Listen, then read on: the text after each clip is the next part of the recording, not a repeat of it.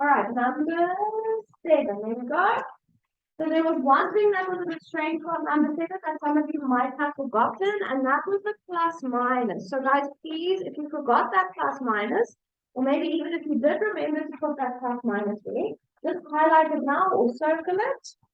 The reason for that is because there are actually two values that make this equation work. All right? If you say 6 times 6, you will get 36. But if you say negative 6 times negative 6, you also get 36.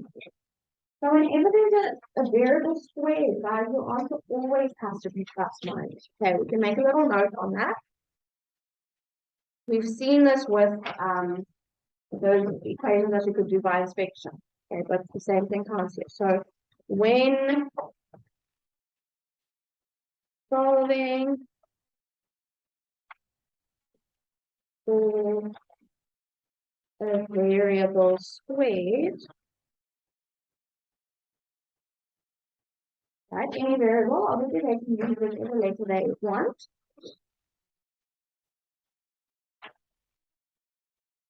The answer must have a plus minus in front.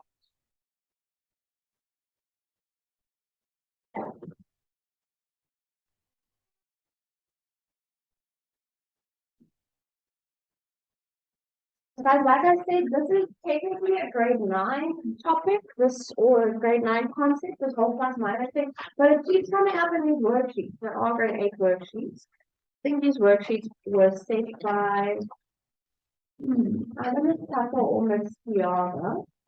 So just in case either of them are taking your tests, let's just, okay, it has come up a few times, so let's make that note just in case. So we are going to do these things in much more detail next year. Okay, we can look at 13 as well. There was something not really strange about 13, but also just something that hadn't come up before. We did talk about it now with this minus, but just quickly, guys, what am I doing with this 506 on this side? Am I subtracting 506 from it? Okay, what sign is actually in front of that 506? It's actually a plus. Hey, even though it hasn't been written, there is actually a plus there. That is positive 506. That means that I am adding 506. Thank you. And I have a negative in there. So what is the opposite of adding 506? Subtracting 506. But what do I have in front of my 8 here, guys? What number is this? Almost there. Negative 1, hey? That's actually a negative 1. So, okay, you do 57 minus 506. You get to negative 449. Okay? Now you need to think, how do I get rid of this minus? Because it's not actually just a minus on its own. It's actually negative 1. All right, so if you have space, let me actually just erase this here so that I can pull that in there. That is actually a negative 1. That's in front of that in. Okay, so maybe a good idea just to put that 1 there. We don't want to know what negative is. We want to know what 8 is. Okay, so that negative 1 we need to get rid of. Now, what am I doing with the negative 1 here? I am multiplying it, right, by 8. What's the opposite of multiplying by a number? Dividing by that same number. Okay, so that's what I was talking about earlier. You now need to take this number and you need to divide it by negative 1 or negative 1. Okay, whatever that number was, negative 1 in this case, you divide by that number on the other side. So guys, I want you to understand that we're not changing the sign. We're changing the operation. Okay. So whatever operation you did on the one side, when you do it on the other side, you have to change that operation. Okay, so adding becomes subtracting. Multiplying becomes dividing. All right. Number 8. On the side, similar thing happened in number 8. I think we did make a star next to number 8. This one was quite complicated. You can see I have lots of steps here. The first thing that you need to do, guys, again, what is this? Is this a positive 7 or negative 7? Positive, right? Meaning I'm adding 7 on this side, even though it's written first. Right? I'm still adding 7 because this is a plus 7. So on the other side, you will have to subtract 7. Okay, and then you're left with this whole fraction. So 3 minus 7 is negative 4. So that is where you would get your first mark. Now, what is happening here with this 2? What am I doing with the 2 on this side? I am dividing by it. What's the opposite of dividing by 2? Multiplying by 2. Okay, so that is what you do on the other side. So negative 4 multiplied by 2 is negative 8. But guys, it's important that you recognize that you had a negative in term. Right? So when you're taking that 2 across, you still have a minus. And again, what is this minus actually? It's actually negative 1. So when you now want to get rid of that negative 1, right? What is the opposite of multiplying something by negative 1? Dividing something by negative 1. So you take the number on the other side and you divide it by negative 1. And now we all know what's a negative divided by negative? Positive. Okay, so that is your final answer. So that would be a 3-mark question because you have to do the opposite operation 3 times. Okay.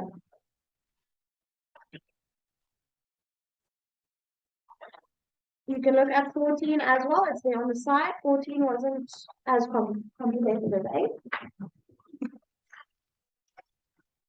I got that x is equal to 3. Who else got x equals 3 for 14? Good. Okay, nice. It looks like it's going well with the thing. Show of hands. Obviously, you could be lying, but I'm going to say looking on. I'll trust you guys. Okay, 15 on the other side. If you missed some of this and I'm going too fast, you can just come take a look later and I'll show you the answers. Okay, so 15 and 16.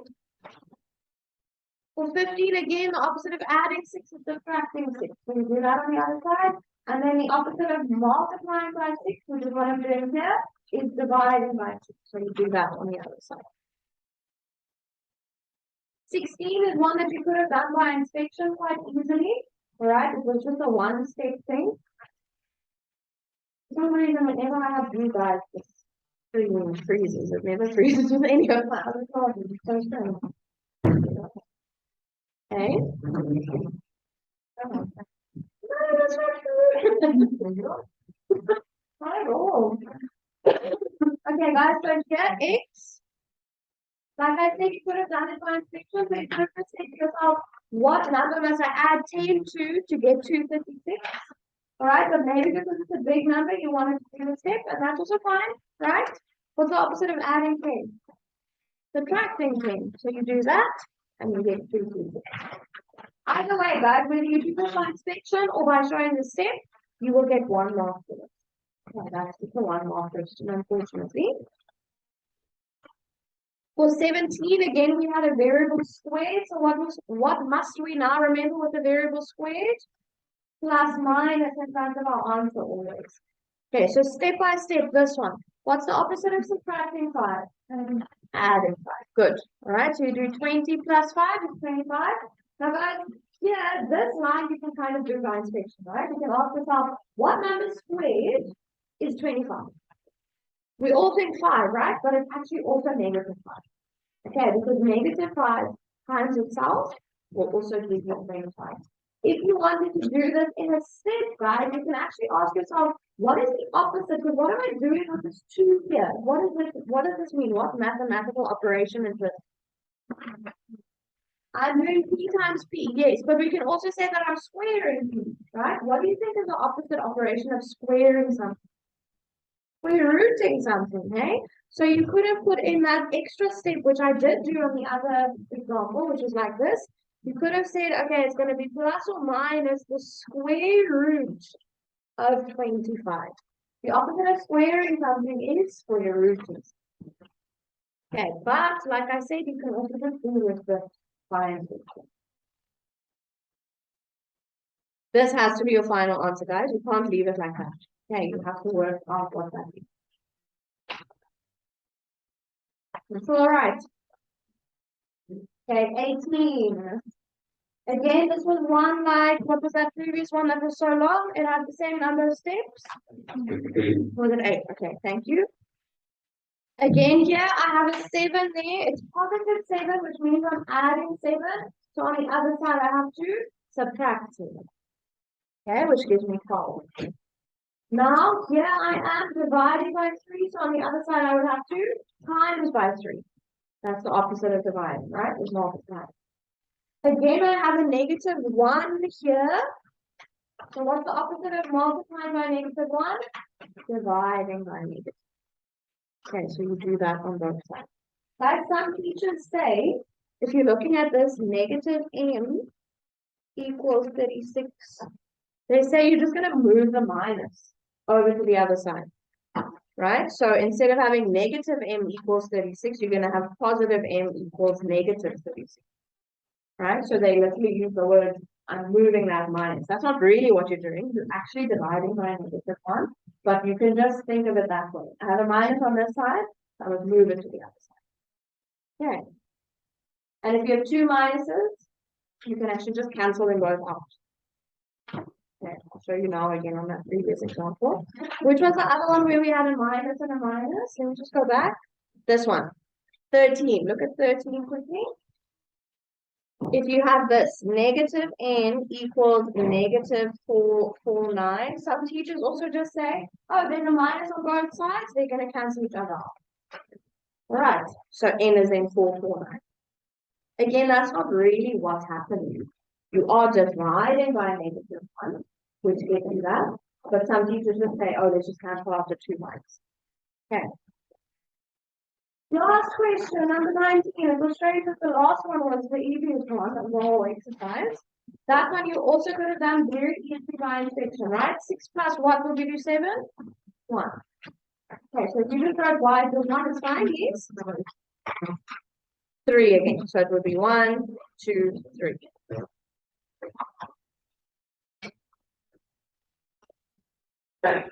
Okay, any questions on this exercise? It went up to 90, was there 20?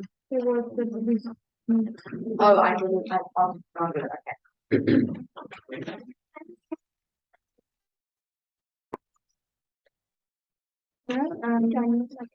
Yeah, you can have to give me this. It's fine.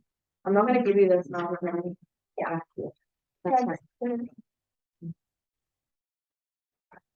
All right, guys, are we fine with this one? Now, remember there were quite a few questions in that worksheet that I said you mustn't do because the variable was in the denominator. So let's do an example or 2 on that. So equations with the variable in the denominator. That is what we are doing next. Okay, let's write that. Oh, sorry. That's frozen. I didn't realize it. Let's write that down.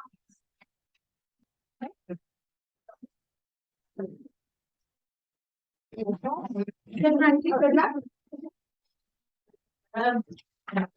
say Grandma, what?